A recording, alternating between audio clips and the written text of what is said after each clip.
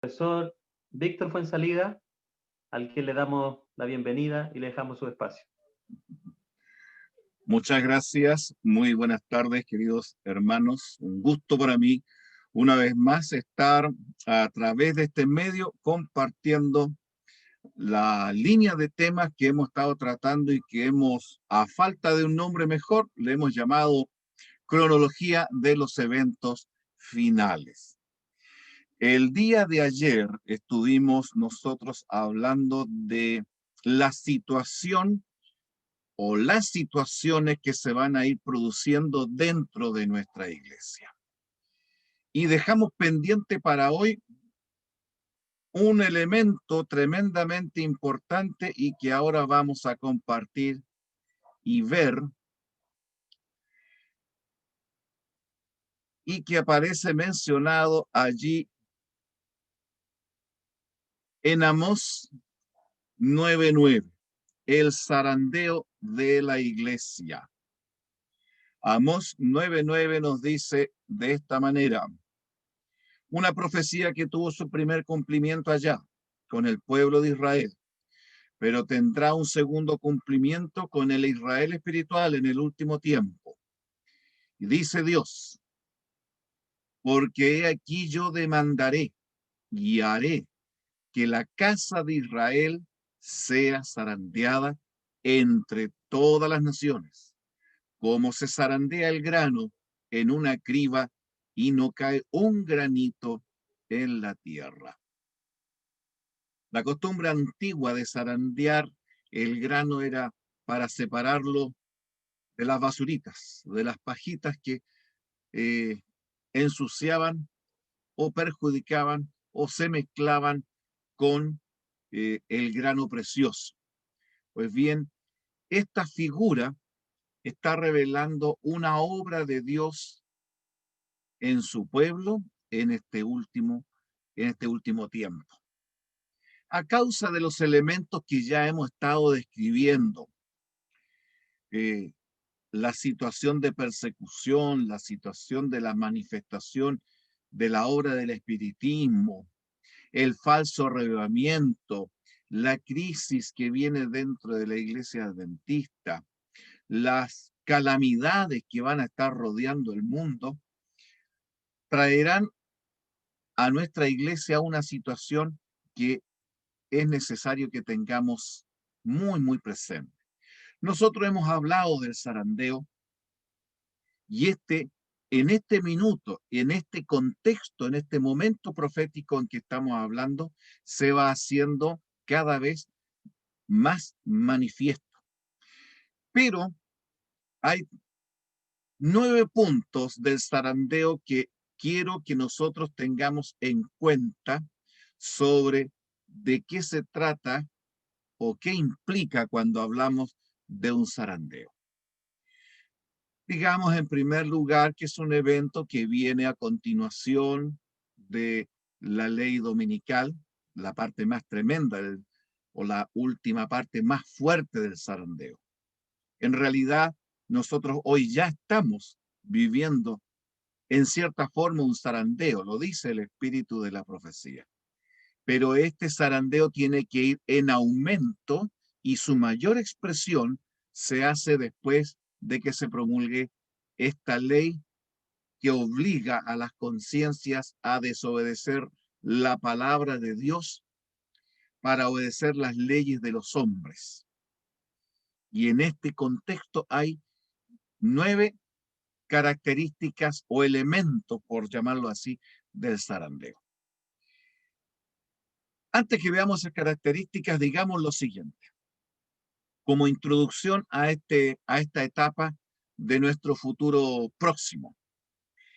Los adventistas, hermanos, no consagrados, la sierva de Dios lo dice, el Espíritu de Dios lo dice, recibirán las plagas de la misma forma que las iglesias apóstatas. Wow, esto es tremendo. Miren lo que dice el texto completo. Dice, el Señor, perdón, me estoy adelantando. Aquí está. Aquellos que han tenido oportunidades de oír y recibir la verdad y que se han unido a la Iglesia Adventista del Séptimo Día, llamándose el pueblo de Dios, que guarda los mandamientos y que sin embargo no poseen más vitalidad, más vida, ¿ya? Ni consagración a Dios, que las iglesias nominales recibirán las plagas de Dios tan ciertamente como las iglesias que se oponen a la ley divina. Hermanos, esto nos va diciendo que no se trata de que si me consagro o no. Si me consagro hoy o quizás mañana o tal vez un pasado mañana, porque tendemos nosotros a ser engañados por el enemigo para ir aplazando esta tarea, ir dejándola siempre rezagada. No, mañana comenzaré mi consagración. No, mañana empezaré una vida de oración.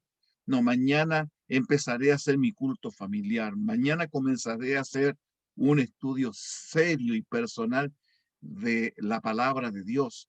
No, mañana comenzaré a predicar con todo amor de Cristo y del Evangelio. Siempre está en ese punto delante. Y en algunos cristianos nunca se transforma en un hoy. Y esto es peligroso, mis hermanos. Porque si no hay consagración, las plagas descritas en el libro del Apocalipsis, capítulo 15 y capítulo 16, están pendiendo ahí, cuelgan como la espada de Damocles sobre la cabeza de aquellos que no están entregados completamente al Señor. Otro punto importante, mis hermanos, no nos sorprenda esto. Habrá divisiones y en especial dos grandes grupos.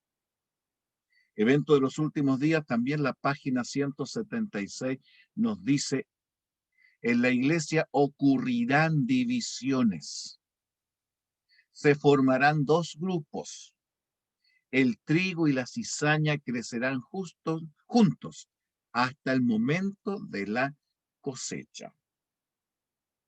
Esto implica, mis hermanos, que no pensemos que todos los términos de la iglesia, de nuestra iglesia, va a ser unidad.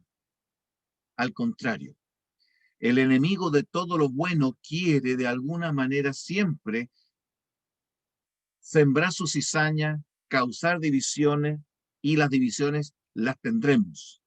Y estas irán incluso creciendo hasta que finalmente el grupo de los divididos será tan grande y tan dividido que formará un grupo de divididos.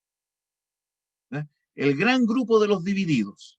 Y por otro lado estará el grupo de los fieles que permanecen en la iglesia.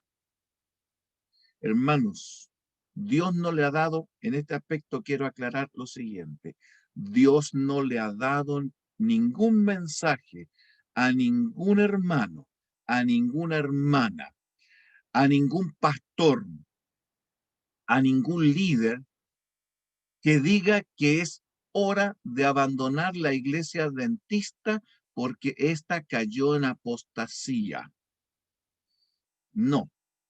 Esas pobres almas están repitiendo un engaño que ya por años ha hecho Satanás en las almas de esas personas.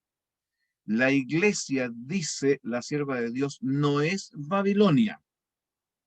Que a veces se nos mete el espíritu de Babilonia, sí, pero la iglesia nunca se convertirá en Babilonia porque es el pueblo de Dios. Incluso, quiero agregar lo siguiente, mis hermanos. Referente a este punto, escuchemos la metáfora que una vez escuché de un hermano y que fue muy buena, me gustó. Él decía, en el tiempo del diluvio, el único lugar donde había salvación, ¿dónde era?, preguntaba en su sermón. Por supuesto, los que estábamos presentes contestamos, en el arca. en el tiempo de Noé, en el arca. ¿En qué lugar del arca? Dijo él. Bueno, y todos dijimos, por supuesto, dentro del arca. Correcto, dijo él, mis hermanos. En el arca y dentro del arca estaba la salvación. Y hermanos, luego agregaba esta explicación. Con tanto animalito que había dentro del arca, animalitos que por su naturaleza tienen olores que a veces no son agradables. Imagínense que ahí tienen que haber habido, bueno, chanchitos y otros animales que no son muy perfumados. Que esos animalitos hacían sus orinas y sus desechos, sus excretas ahí, dentro del arca. Ellos no tenían un baño personalizado, no les hizo un individual para atenderse cada animalito. Por lo tanto, dentro del arca, el olor de los animales tiene que haberse expandido dentro del arca. Y él decía, las cosas dentro del arca, en cuanto a ambiente, no tiene que haber sido muy agradable. Debió haber estado un poquito hediondo, dijo él. Y es muy probable que tenga toda la razón. Ahí no existían los desodorantes ambientales. Dentro del arca, con los animales allí encerrados durante tanto tiempo que duró la permanencia de los animales y de la familia de Noé dentro del arca, más de un año estuvo allá adentro, los olores debieron ser bastante hediondos. Pero hermanos, el único lugar donde había salvación antes del diluvio era dentro del arca. No arriba del arca, no encima del arca, no delante del arca, no detrás del arca, no debajo del arca, ni al lado del arca, dentro del arca, y repito, mi hermanos, dentro del arca. El arca de este último tiempo es la iglesia. Y puede que de repente los olores y las cosas que están sucediendo también tengan algo de hediondez, mis hermanos, pero el único lugar donde hay salvación es dentro del arca. Los que se apartan, apostatan y se perderán. Eso hay que tener mucho cuidado, mis hermanos.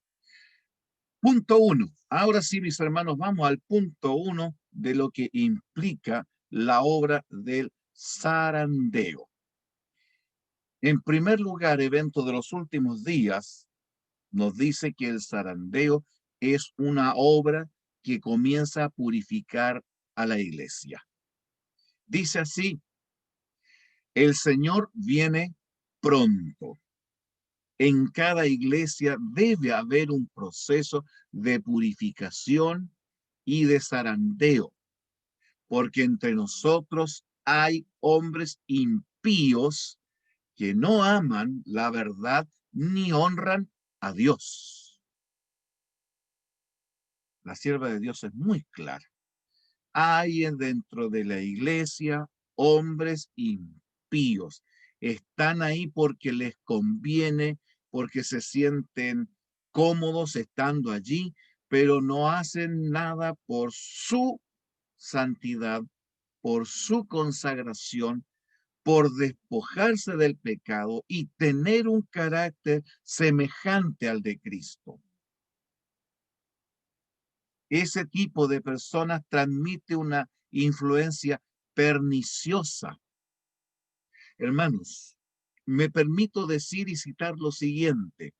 La sierva de Dios dice que cuando un hermano se toma la libertad de hacer comentarios de otros y que comenta las cosas, porque se han dado cuenta que los adventismos no hacemos chismes.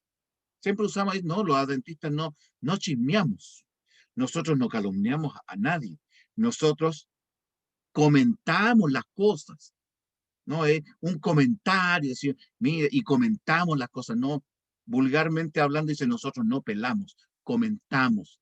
Bueno, para estos hermanos y hermanas que comentan las cosas, hablando de otros hermanos, impugnando sus motivos, cuestionando mira cómo vino este vestido, mira lo que hizo ella, mira lo que dijo el pastor, mira lo que hizo acá la señora del pastor.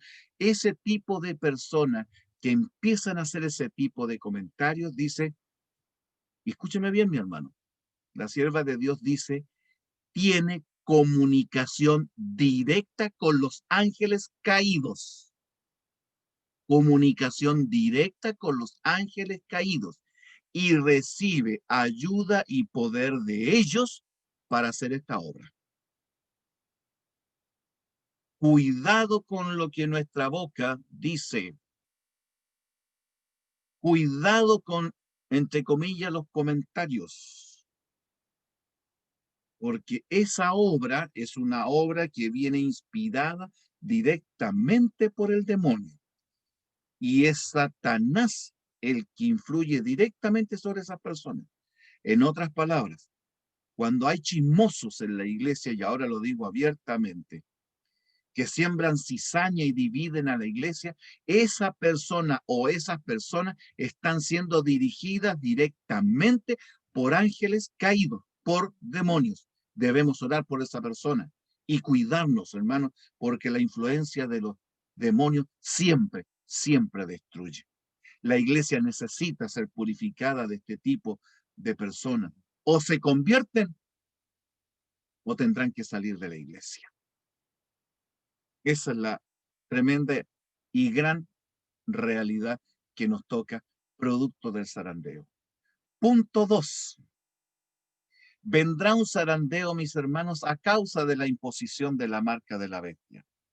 Porque muchos de nosotros como adventistas, aunque por años hemos escuchado de la imposición de la marca de la bestia, de que se va a acabar la libertad de conciencia, que se van a imponer por ley conductas religiosas contrarias a lo que nosotros hemos creído, que dentro de estas leyes se nos va a condicionar nuestro trabajo, nuestra educación, nuestra libertad, a menos que aceptemos esta legislación religiosa y política. Esa situación va a ser una maraña de tantas cosas que muchos de nosotros dirán, realmente, aunque yo escuché de estas cosas, nunca me imaginé que iba a ser tan terrible, que yo no iba a poder trabajar, yo no iba a poder tener mi casa, que no iba a poder educar a mis hijos, que no podría tener libertad para incluso andar por la calle, que mis cuentas de dinero no las puedo ahora retirar porque yo no soy parte de este sistema religioso y político. No, es mucho para mí y esas personas apostatarán. La sierva de Dios lo dice de esta manera. No está lejos el tiempo cuando cada alma será probada. Se nos presionará a aceptar la marca de la bestia. Hermanos, no es el tema solo saberlo. El tema es prepararnos para ese momento, investigar. Hoy debemos orar, estudiar la Biblia profundamente, detenidamente, con profunda oración, con ayuno y oración, porque es la palabra de Dios la que nos va a salvar cuando estas cosas se vuelvan realidad. Y yo puedo decir, mi hermano y mi hermana, a alguno que me está viendo, puede que usted no me crea lo que estoy diciendo en esta hora. Yo lo acepto, no me crea. Está bien. Pero cuando estas cosas ocurren, recuerden que los adventistas las habíamos anunciado, que habíamos dicho que esto iba a suceder. Punto 3, mis hermanos. El zarandeo viene también a causa de que el mundo invalidará la ley de Dios. El espíritu de la profecía también lo dice, ¿verdad? Dice así, cuando se invalide la ley de Dios, la iglesia será zarandeada por pruebas terribles y una proporción más elevada de la que ahora anticipamos, prestará atención a espíritus engañadores, perdón, a espíritus seductores y a doctrina de demonios. Una proporción más elevada de la que nosotros imaginamos. Hermanos, está diciendo aquí algo, miren, un lenguaje bien claro. El espíritu de la profecía, Dios nos anticipa porque ya lo vio, de que la mayoría o un número mucho más grande del que pensamos apostatará, se irá de la iglesia. En Joya de los Testimonios, tomo 2, página 31, dice allí el espíritu de la profecía que nuestra lucha será terrible cuando la mayoría nos abandone. Hermano, la mayoría nos abandone. No dice que la mitad se va a ir, no dice no va a ser un tercio. No, la mayoría. La mayoría. Y esa mayoría nunca quiso escuchar finalmente lo que el Señor le decía. No es que el Señor no la amara, no es que no recibieron orientación. Ellos finalmente no quisieron oír la voz del Señor. La iglesia será zarandeada. La Biblia lo anticipa también, que la ley de Dios será eliminada. El anticristo lo hizo en el pasado, lo hará de nuevo. Fíjense que es interesante notar que Tesalonicenses, cuando Pablo le habla a los tesalonicenses de la venida de aquel inicuo, resulta que la palabra inicuo significa el que está en contra de la ley, el anomos en griego, el que está en contra de la ley. Ese que está en contra de la ley se sentará en el templo de Dios como Dios, haciéndose pasar por Dios. Es decir, que esta obra en contra de la ley de Dios es una obra que viene ya de tiempo y continuará y se consumará en esta última parte de la historia de la humanidad. Cuarto motivo o punto a destacar en el zarandeo. Viene un zarandeo a causa del rechazo del consejo del testigo fiel a la Odisea. Apocalipsis capítulo 3 dice claramente, ahí Cristo se nos presenta como el testigo fiel y verdadero. ¿Y qué nos dice? Le dice a la iglesia, a la Odisea, que tiene una visión distorsionada de la realidad. Él cree que es una cosa, esta iglesia cree que es una cosa, pero en realidad es otra. Dice, porque tú dices, yo soy rico y me he enriquecido y de ninguna cosa tengo necesidad. En cambio, dice Cristo, que en realidad nos aconseja que compremos oro refinado en el fuego, unjamos nuestros ojos con colirio, que compremos vestiduras para vestirnos, porque en realidad no sabes, dice el Señor, que no eres rico, eres pobre, te crees exitoso y yo te veo que eres desventurado. ¿Sabes lo que es una desventura? Un fracasado. Espiritualmente fracasado. Tú te crees venturoso y exitoso. Cuando alguien es un desventurado, es un fracasado, alguien que la cosa se le ha hecho todo lo contrario. Pero la iglesia de la Odisea se cree exitosa. Yo soy rico y me he enriquecido y de nada tengo necesidad. Y el Señor le dice en su amor, querida iglesia de la Odisea, déjame decirte en primer lugar que eres ciega. Como eres ciega, no ves que estás desventurada, que eres ciega, que eres pobre y estás desnuda. Yo te aconsejo que de mí, y ahí viene el consejo del testigo fiel. Pues bien, bajo ese consejo, el espíritu de la profecía complementa de la siguiente manera. En santa visión se le mostró a la sierva de Dios.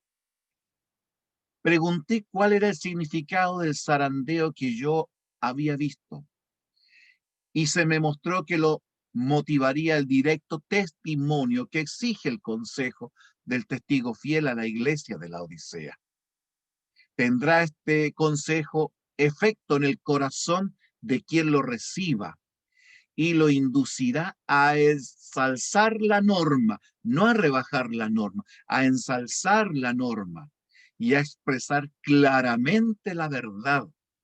Algunos no soportarán este testimonio directo, no van a soportar que se ensalce la verdad, no van a soportar que se les dé un testimonio directo, sino que dice, se levantarán contra este testimonio y esto causará un zarandeo en el pueblo de Dios.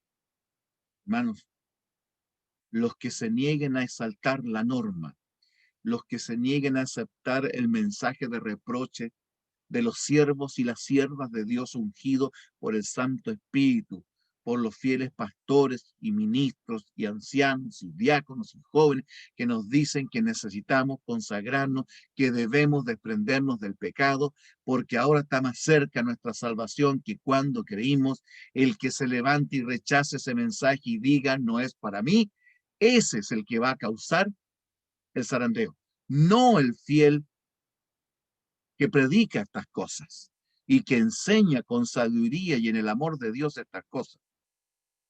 Digo sabiduría y temor de Dios en estas cosas porque no ha faltado el que se levanta y empieza a tirar puros dardos encendidos contra la iglesia, la critica, la maltrata, es ofensivo, daña, perjudica y finalmente uno dice, wow, este hermano, el mensaje que da, y en vez de uno sentirse motivado a acercarse al Señor, dice, uy, este hermano cada vez que predica me da miedo porque dice tantas cosas que a uno lo incomoda.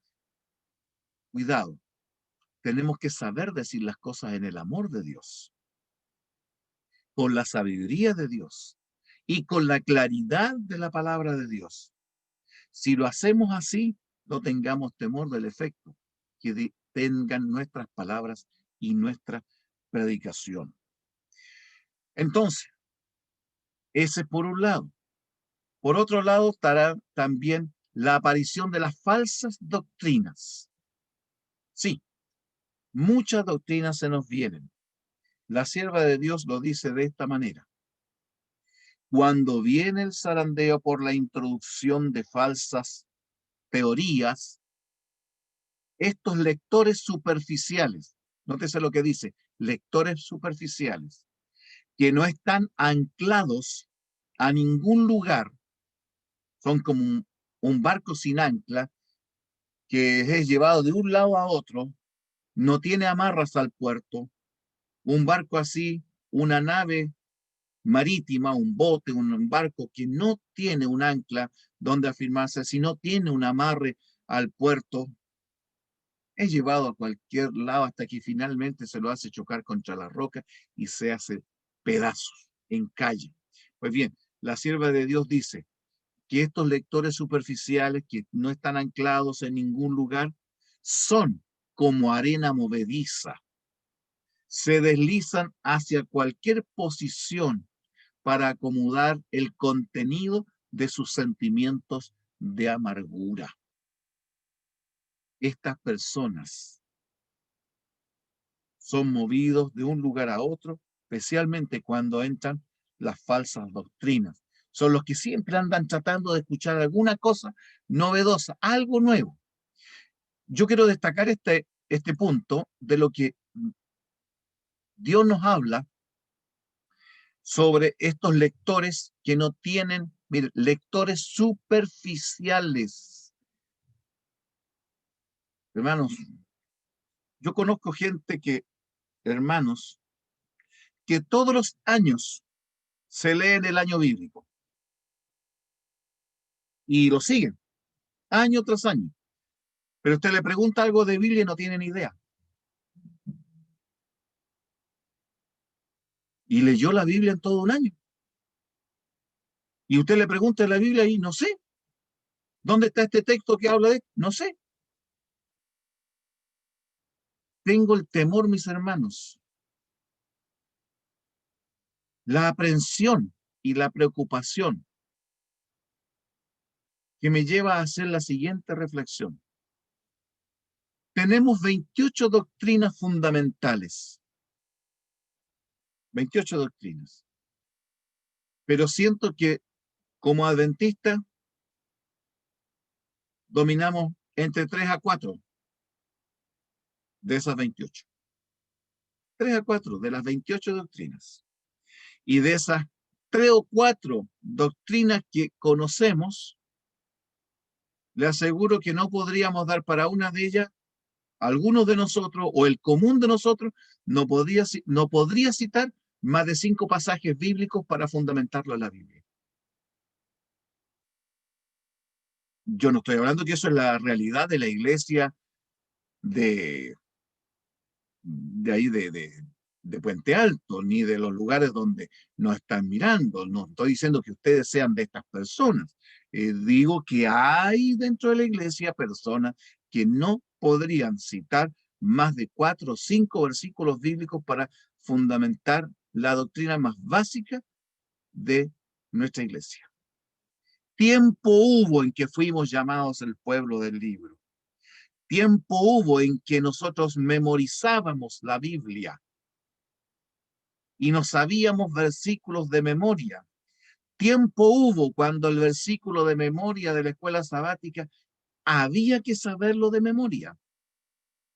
Tiempo hubo en que las Biblias de los adventistas estaban marcadas y encadenadas un texto con el otro. Tiempo hubo. Tiempo hubo en que llevábamos la Biblia a la iglesia. No, ahora la llevamos en el celular. No es que sea malo llevarnos en el celular, pero no es lo mismo tener mi Biblia que yo marco y encadeno. Prefiero yo, a título personal, yo prefiero la Biblia ahí en papel.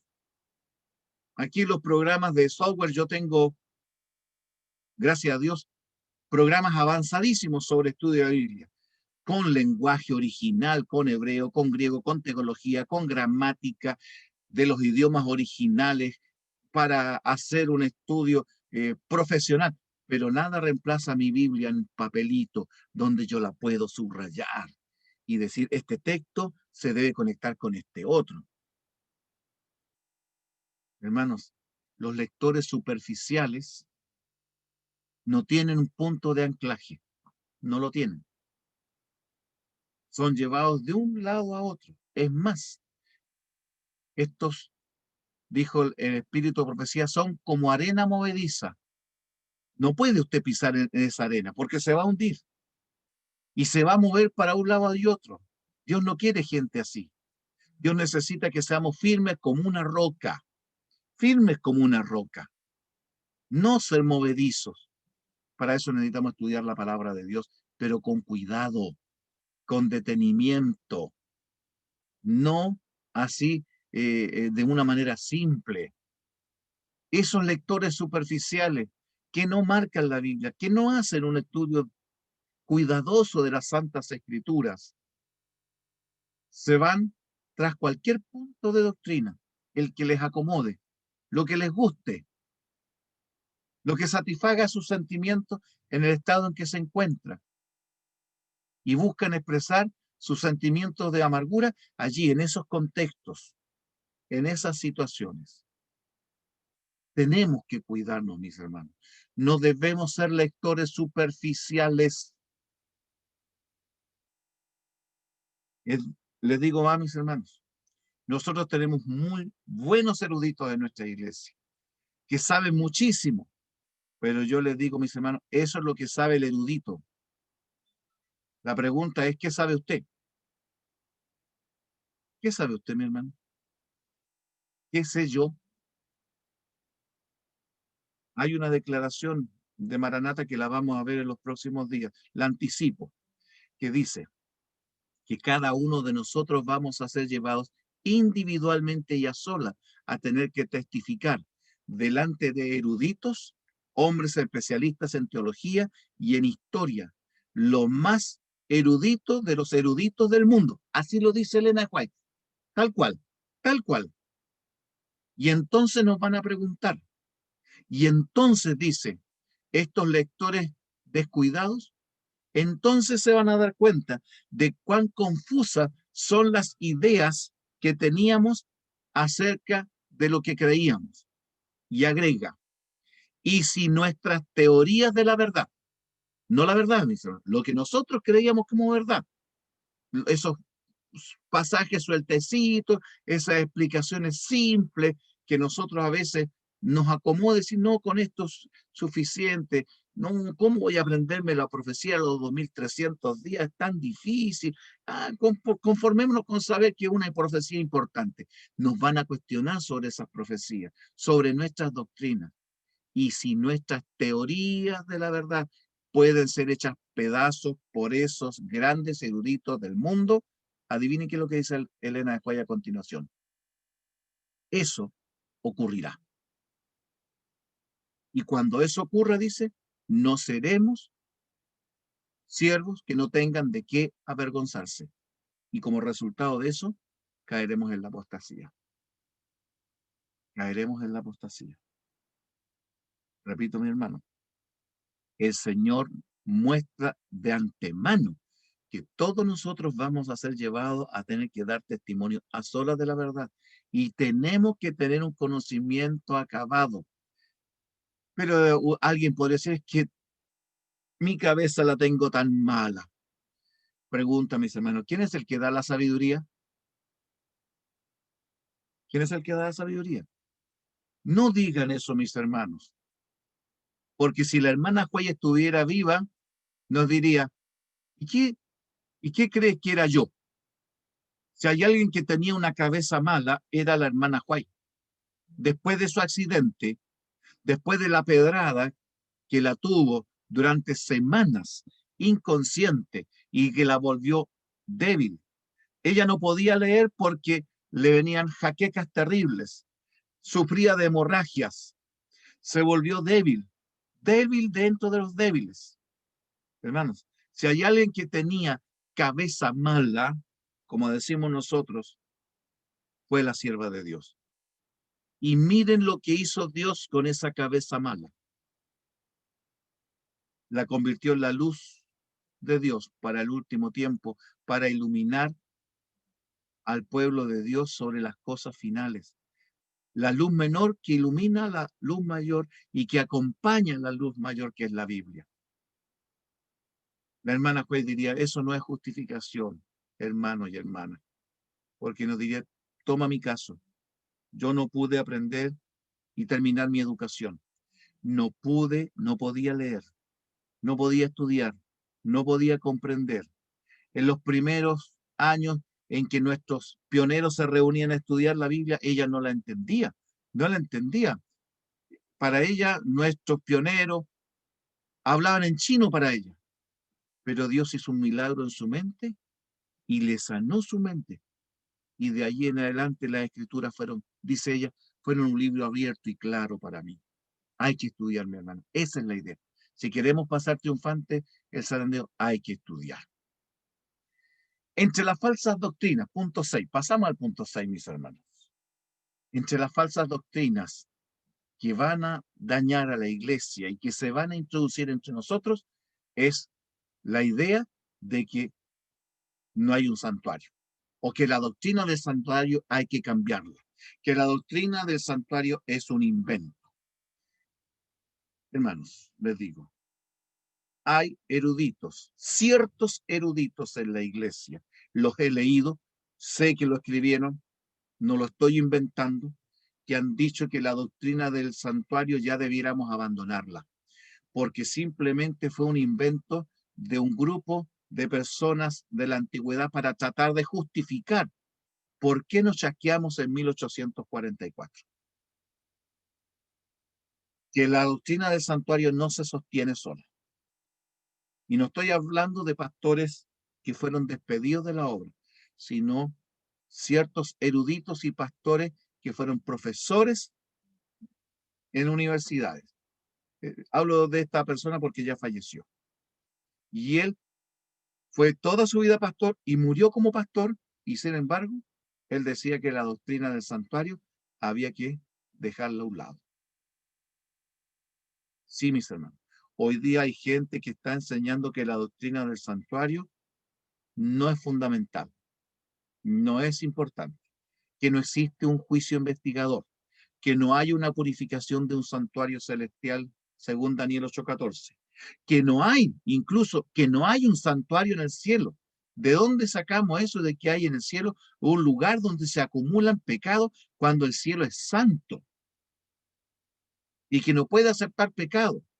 Eso es una mentira grande, porque el pecado, ¿dónde se inició, mis hermanos? En el cielo, en la presencia de Dios, con el ángel más exaltado que tenía Dios. Allí surgió el pecado. Así que el primer lugar que fue afectado y manchado con pecado fue el cielo, el trono donde Dios habita, en ese lugar, frente al trono de Dios. Allí apareció el pecado y allí manchó el pecado ese lugar, y para no seguirlo manchando, Dios expulsó 1/3 de los ángeles. Por lo tanto, que Dios haya puesto un santuario donde tratar el tema del pecado es lo más natural, porque el pecado allá comenzó. Y allá en ese santuario, por el ministerio de Cristo, el pecado va a ser solucionado para todos nosotros y por la eternidad. La cruz de Cristo tiene que ser aplicada, por eso necesitamos el santuario. ¿Cómo llegan los beneficios de la cruz de Cristo? La gracia, la justificación, la santidad, todo eso que Cristo hizo hace 2000 años atrás. Gracias a que Cristo ascendió al cielo y como sumo sacerdote en el santuario celestial, Él toma los beneficios de la cruz, donde están ahí en sus manos registrados el efecto de la cruz, y lo aplica a los creyentes. Pero hermanos, en el último tiempo, acuérdense, negarán la doctrina del santuario. Evento de los últimos días, página 181, así lo dice. Y entre esas doctrinas está el negar que hay un juicio investigador. Si hay algo que no les gusta a los hermanos de otras iglesias, es que hablar de que hay un juicio investigador. Y si hay algo entre los herejes adventistas que se apartan de nuestra iglesia, es que ellos no pueden aceptar que haya un juicio investigador. Es lo primero que atacan. Eso fue lo que hizo, por ejemplo, Albion Fox Ballinger, allá, a comienzos del siglo XX, por el año 1900 y algo. Es lo que hizo después, en la década de los 70 y 80, Desmond Ford, que ustedes han escuchado, también negó la doctrina del santuario. Y de ahí han habido otros que han, de una u otra manera, cuestionado la doctrina del santuario celestial. 7. También aquí hay un punto muy serio, mis hermanos. Vendrá zarandeo por las falsas enseñanzas sobre el espíritu de la profecía. En la página 182 de los eventos de los últimos días dice lo siguiente: escúcheme bien, mi hermano. Es el plan de Satanás debilitar la fe del pueblo de Dios en los testimonios del espíritu de profecía. Luego sigue el escepticismo, la incredulidad respecto a los puntos vitales de nuestra fe, los pilares de nuestra posición. Sí, hermano, tenemos pilares fundamentales dentro de la iglesia. Pilar fundamental es el santuario, el juicio investigador, el sábado, la ley de Dios, el estado de los muertos, la mortalidad del alma, el espíritu de la profecía. Son pilares fundamentales donde construimos todo el resto de nuestra teología, todo el resto de nuestra doctrina. Y estos pilares están ahí en la Biblia. Satanás quiere debilitar la confianza en el espíritu de profecía y debilitar la confianza en estos pilares. Si sacamos uno de estos pilares, se cae toda la doctrina adventista y ya no tenemos propósito ni sentido para nuestra existencia. Pues bien, cuando se duda y se renuncia a los testimonios, dice la sierva de Dios, en los cuales una vez se creyó, Satanás sabe que los engañados no se detendrán allí. Redobla sus esfuerzos hasta que los lanza en abierta rebelión, la que se torna incurable y termina en destrucción. Cuidado, mis hermanos, con las dudas del espíritu de profecía. Que nadie venga a robarle a usted la confianza en los testimonios del espíritu de la profecía. Generalmente, el que cuestiona el espíritu de profecía es porque primero dejó de creer en la Biblia. O primero deja de creer en la Biblia y después dejará de creer, dejará de creer primero también en el espíritu de profecía y después deja de creer en la Biblia. Y son personas que a veces no han leído nunca los testimonios. Nunca. Cuidado con eso, porque esto es una de las cosas que va a traer zarandeo, mis hermanos, a la iglesia. 8. La apostasía de los que se fueron tras las enseñanzas erróneas también causa zarandeo en la iglesia. Dice Mensajes Selectos, tomo 3, página 444. El gran asunto que pronto afrontaremos, la imposición dominical, eliminará a todos aquellos a quienes Dios no ha señalado. Él tendrá un ministerio puro, verdadero, santificado y preparado para la lluvia tardía. ¿No? Cuidado, mis hermanos. Muchos, hermanos, miren lo que dice aquí, muchos ocuparán nuestros púlpitos sosteniendo en las manos la antorcha de la falsa profecía. ¡Wow! Y yo que pensé, y usted que pensó que en nuestros púlpitos siempre se predicaría la verdad. Pues bien, le informo a mi hermano y mi hermana que el sierva de Dios, el Señor, nos anticipa que en alguno de nuestros púlpitos, en algún momento, se va a parar gente sosteniendo la antorcha de la falsa profecía. Esa falsa profecía, y lo digo directamente, que dice, Cristo vuelve el 2031. Eso de poner fecha a la venida de Cristo es una de las más notorias, más populares, más folclórica tendencia dentro del adventismo. Eso de las profecías, que ahora no, los 2335 días y los 1290 días de Daniel 12 se van a cumplir literalmente dentro de poco en el futuro. Falsa profecía, mi hermano. Falsa profecía. Que nadie le robe a usted lo que le fue enseñado claramente en la palabra de Dios sobre las profecías. Que nadie le robe. Algunos no querrán seguir, dice, fíjese lo que dice a continuación, llevando el arca y saldrán de nosotros, pero estos no podrán levantar vallas para obstruir la verdad. Esta irá adelante y hacia arriba de triunfo en triunfo. Testimonio para la iglesia, página 409 y 411. Cuidado con las falsas enseñanzas. Evento de los últimos días también. La persecución, mis hermanos, también atrae, lamentablemente, zarandeo. Siempre que ocurre persecución, dice la sierva de Dios, los testigos toman decisiones, ya sea por Cristo o en contra de él.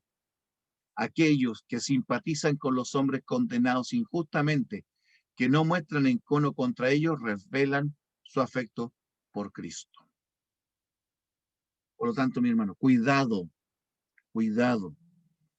Cuando venga la persecución, algunos no van a querer obedecer la palabra de Dios.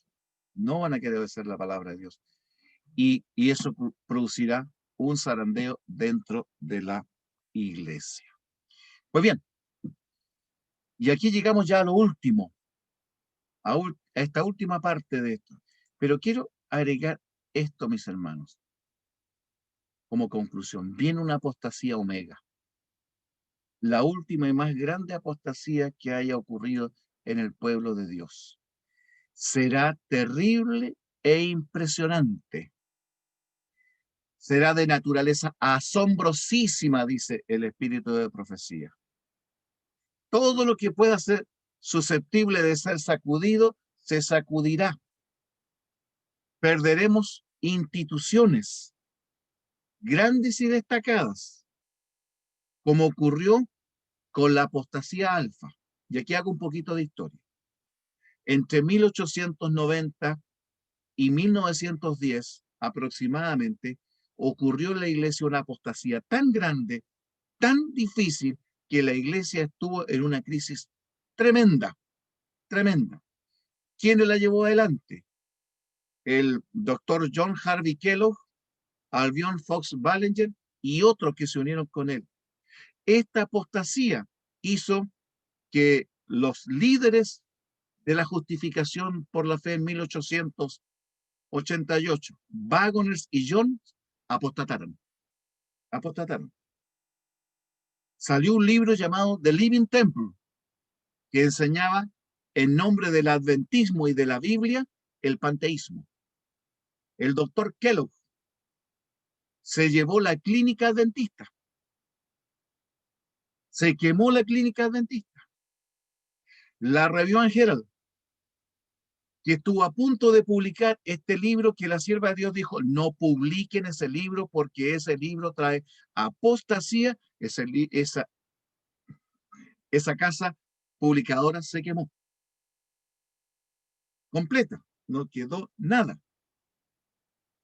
Fue una tremenda experiencia para la iglesia, pero la sierva de Dios dijo que esa era el alfa de la apostasía, pero que vendría una omega y que sería más terrible que la apostasía alfa que le tocó vivir a ella. Por lo tanto, cuidado, mis hermanos. Se nos advierte que cosas terribles vendrán. Los que apostaten, mis hermanos, se convertirán en nuestros peores enemigos. Mensajes Selectos, tomo 1, página 142 y Maranata 195 lo dice. Y por último, mis hermanos, un cuidado especial. Cuidado con que la verdad nos ofenda, mis hermanos. Cuidado con que la verdad nos ofenda. ¿Saben lo que dice la sierva de Dios? Que los que se ofendan con la verdad van a apostatar. De aquí lo quiero leer para ustedes y esto exactamente aquí. Estamos viviendo, dice la sierva de Dios, los últimos días cuando la verdad debe ser hablada, cuando debe ser dada al mundo en forma de reproches y amonestaciones, cualesquiera sean las consecuencias. Si alguno que se ofende, si hay algunos que se ofenden y abandonan la verdad, debemos tener en cuenta que hubo personas tales que hicieron lo mismo en los días de Cristo. Hay hombres que recibirán la verdad y esto ocuparán los lugares que dejaron vacantes los que se ofendieron y abandonaron la verdad. ¿Qué ofende la verdad, mi hermano? Mírame aquí, ahí a la pantallita donde los chiquititos. ¿Te ofende la verdad? ¿Te ofende que el Señor te diga que necesitas arrepentirte y consagrarte? ¿Nos ofende eso? Cuidado, mis hermanos. La sierva de Dios dice que los que se ofendan van a apostatar. Mensajes Selectos, tomo 3, página 482, puse 48 ahí, mis hermanos. Es 482 y 483. Si hay algunos que se ofenden, dice, en otro pensamiento, en otro testimonio, y abandonan la verdad, debemos tener en cuenta que hubo personas tales que hicieron lo mismo los días de Cristo. Los hombres que se mantengan en la verdad, a pesar de las consecuencias, ofenderán a otros cuyos corazones no estén en armonía con la verdad, tal como es revelada en Jesús. Eso lo dice el manuscrito 97 del 11 de agosto de 1898. Los que ofenden, los que en el buen sentido ofenden a otros y esos ofendidos apostatan, son aquellos que reflejan la imagen de Cristo y la santidad de Cristo. Cuidado que la santidad de una persona me ofenda y me parezca incómoda. Eso puede marcar un momento difícil en mi experiencia, mi hermano. Concluimos, mis hermanos. El Señor nos está llamando hoy día. otra vez, una vez más, y nos dice que si oímos su voz, no endurezcamos nuestros corazones. La pregunta es, ¿qué hago, mis hermanos? ¿Eres tú un lector cuidadoso? ¿Cuánto dedicas a la lectura, mis hermanos? Bienaventurados los que leen y los que oyen las palabras de esta profecía, dice la Escritura. Pero el Señor también pregunta, ¿cómo lees? ¿Cómo lees? ¿Lees para aprender o lees para olvidar? ¿Lees para guardar en tu corazón o lees para calmar tu conciencia? Ah, no, si leí la Biblia. No, si yo sigo el año bíblico y se lee 5 páginas de la Biblia. Y después le pregunta, ¿qué enseñaban? ¿Qué enseñanza espiritual había en esas 5 páginas de la Biblia? No sé, pero yo las leí. No, Dios no quiere una lectura así de la Biblia. Dios quiere una lectura responsable y concienzuda, sabiendo que en ella está la verdad que nos va a hacer salvos. Hermano, ¿te engañarán las falsas doctrinas que van a venir en el futuro? ¿Conoces bien la verdad? ¿Conoces bien la verdad? ¿Qué también? Haz una lista. Tómate un cuadernito, una hoja, y empieza, mi hermano, a decir, ya, doctrina de la Iglesia Adventista, sin ir a buscar un libro, no, ahí. Tú dices, ya, los adventistas creemos esto, ya, creemos en la divinidad de Cristo. Y empezamos a ver cuántos yo pasajes bíblicos puedo citar así de memoria sobre que me enseñan la divinidad de Cristo. Vamos a ver en cuántas doctrinas pasa de los 5 versículos. ¿En cuántas? Y en cuántos a veces uno o dos. Y en cuántos vamos a encontrar con sorpresa que no se nos viene ninguno a la mente. ¡Wow! No me acuerdo de ninguno. Eso te va a decir que es la necesidad que tienes de estudiar la palabra de Dios, mis hermanos. Tercero, ¿te ofende la verdad que te llama a entregar tu vida a Cristo? ¿Nos va a ofender la verdad? ¿Este mensaje de hoy te ofende, mi hermano? Pregunto, ¿te ofende? ¿Te ofende lo que el Señor dice? ¿Te ofende que el Señor te llame a consagrarte? ¿Te ofende que el Señor nos diga que hay pecados en nuestra vida que debemos sacar? Que debemos consagrarnos a Él para cumplir la misión. Eso nos ofende, pero ¿por qué nos podría ofender si el Señor lo hace en su amor y en su gracia? No, mi hermano, no puede ofendernos la verdad bajo ninguna circunstancia. El Señor nos llama hoy, nos llama hoy. Y para que no te ofendas, mi hermano, tienes que poner tu mente en la meta que está por delante de nosotros, en el día en que Cristo va a venir. Esa es la meta nuestra. Todo esto que está aquí en esta tierra tiene que ser comparado a la luz de la venida de Cristo. Dime, ¿qué son los títulos de este mundo a la luz de la venida de Cristo? ¿Qué es una casa y un palacio maravilloso a la luz de la venida de Cristo? ¿Qué es gran cantidad de dinero a la luz de la venida de Cristo? ¿Qué son los placeres de este mundo a la luz de la venida de Cristo? Pensando en eso, escucha el siguiente tema musical, mi hermano.